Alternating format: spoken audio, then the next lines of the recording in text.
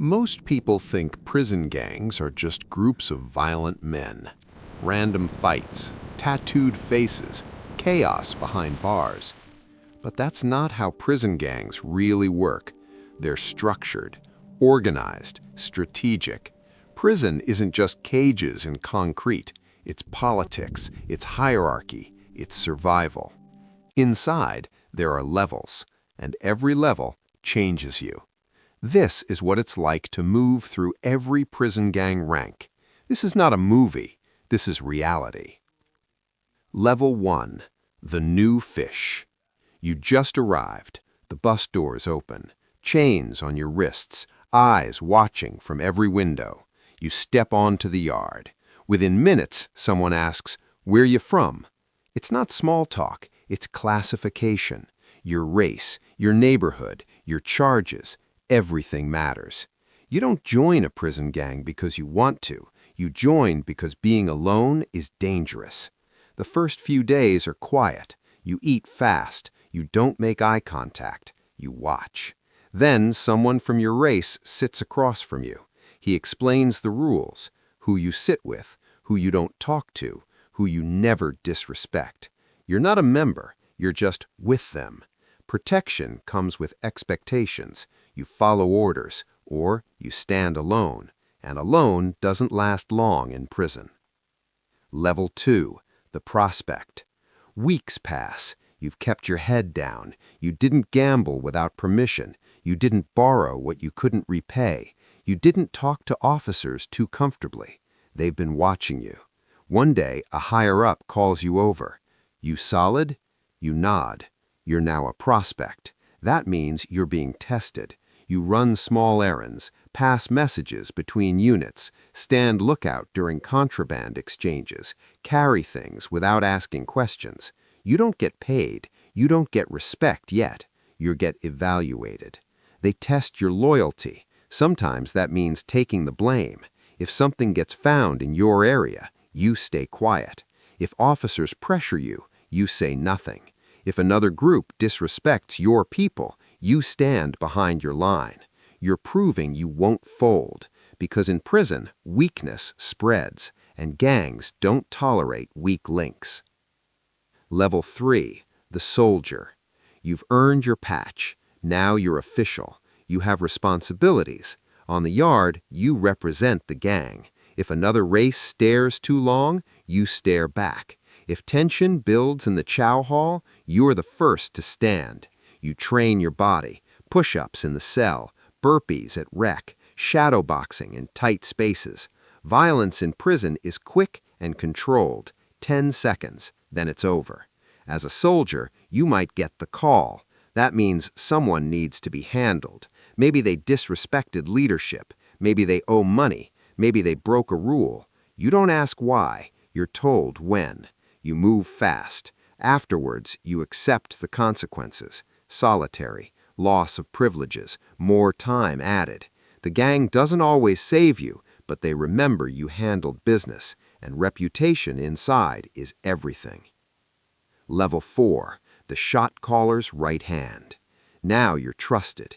You don't swing first anymore. You organize, you collect debts, you settle disputes between members, you relay orders from leadership, you sit at the main table. People lower their voices when you pass. You know who's smuggling phones, who's bringing in drugs, which guards look the other way. You control small economies, soup packets, commissary spreads, protection fees. Money moves through inmate accounts. Everything is recorded, unofficially.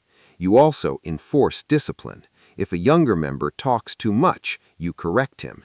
If someone refuses an order, you make an example. Sometimes that's a conversation. Sometimes it's not.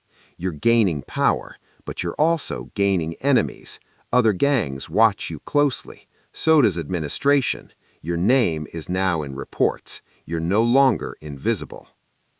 Level 5. The shot caller.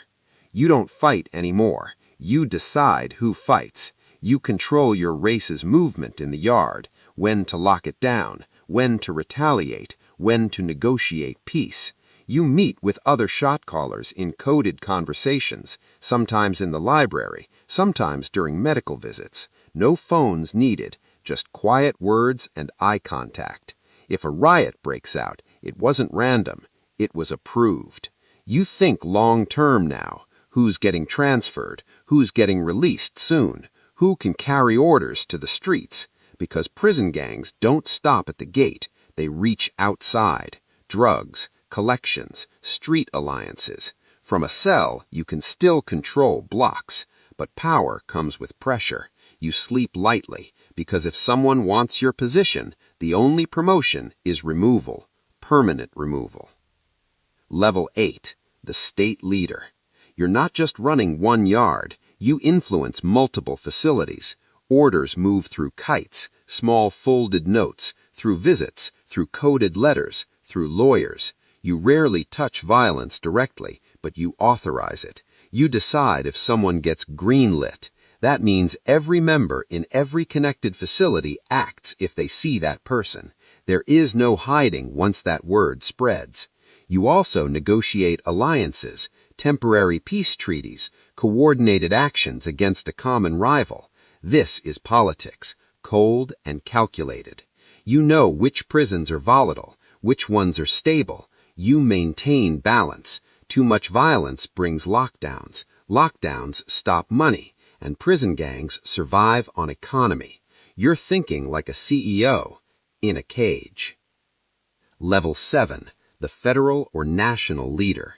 Now your name carries weight beyond walls. You might be in a supermax, 23 hours a day alone, but isolation doesn't equal silence. Your words travel through coded legal mail, through family visits, through loyal lieutenants. You rarely see daylight, but your decisions affect hundreds, maybe thousands. You remember faces from decades ago. Most are dead. Some are lifers like you. You built something that outlived freedom.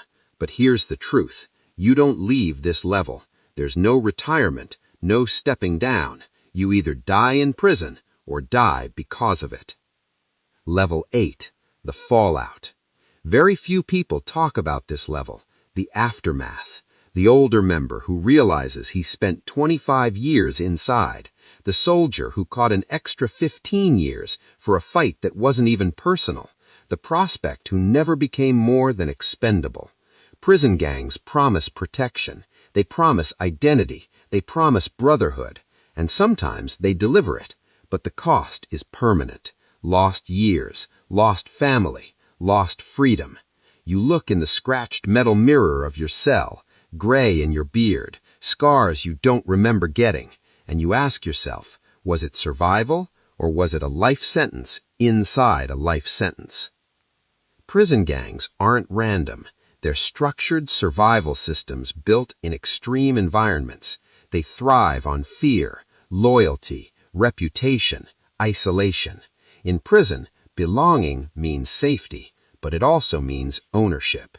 And once your name is written in that system, it doesn't erase easily, because in prison, your rank isn't just a title, it's a commitment, and sometimes it's a cage inside the cage.